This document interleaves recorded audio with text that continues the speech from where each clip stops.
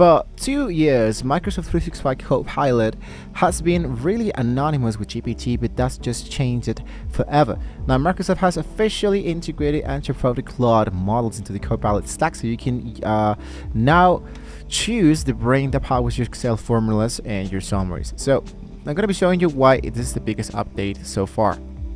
Now, I'm going to show you the actual new critique and console. The star of the show is the new critique feature. This is a dual model system designed for deep research. We can be doing this directly by opening the actual new researcher agent into the actual work. So basically what you can do is to try to look out, for example, into the element that says papers and reports.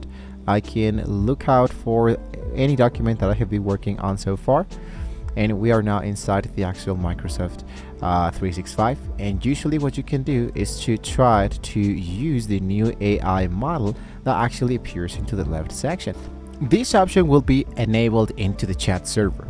Unfortunately, we don't have yet a model to apply this directly, but you can be finding this directly into the upper side when you generate your first element that says the chat.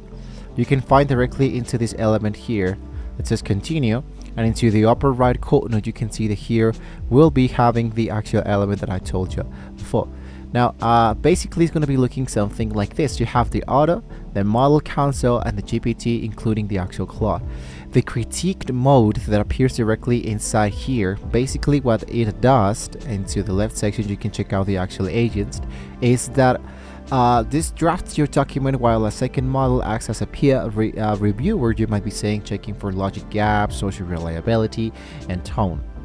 Now selecting the actual console mode, for example, the console mode, which is the second one, this runs both models simultaneously. It shows you side-by-side comparison on their answers, letting you pick the best one. It's like an A/B test. I don't know if you have seen this into ChatGPT, but basically it's going to be giving you two different answers and you choose which one fits for you the best. And why Cloud, you might be asking? Well, basically it is long, is context, and is Windows. So Cloud Sonnet now supports 1 million token Windows in M365. So basically early benchmark shows the Cloud Outputs 4.5 is significantly better at writing complex DAX formulas in Power BI and automating multi-step Python scripts into Excel. So users are reporting now that Cloud human-like reasoning feels more natural from drafting sensitive HR emails and complex legal contracts compared to GPT's more structured style. Basically, that's why the actual new mode of the chat actually works really fine.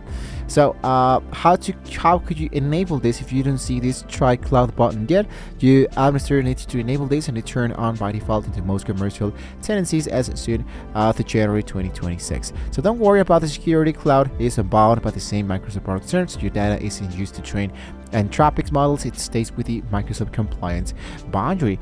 And the best part is that it's currently included into the existing 30-month Copilot license, to getting twice AI powered for the same actual price.